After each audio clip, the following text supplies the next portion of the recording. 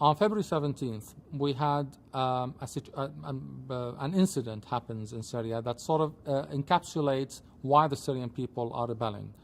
On that day, a minor traffic accident, a person who was the son of a shop owner in a traditional district in Syria, one of the bazaars called Midhat Basha. He was driving his car and apparently he parked in the wrong zone, or he honked his horn. So one of the security people, one of the traffic cops, in fact, in the area sort of yelled at him and sort of slapped him.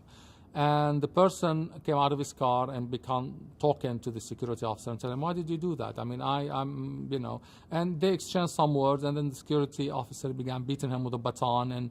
And the next thing you know, there was a crowd of 100 and 200, then 1,500 people gathered around the security officer and demanding that he apologizes. And the security people ended up dragging the person to the local police station. The crowd followed them and they began shouting outside the police station, the Syrian people will not be humiliated. This was the first time something like that was ever said in Syria. But that word, the Syrian people will not be humiliated, was really the key to it all. The incident was contained. The Minister of Interior came.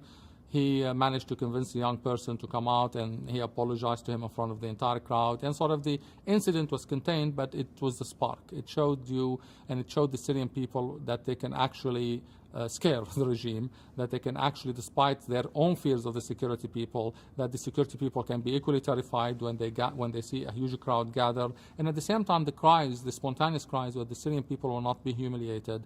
This is what this revolution is all about. So the next day, 50,000 people came to the street, and the next day, 200,000 people. And the central government ended up sending the army units and whatever, and that's really what started out the entire revolution in Syria.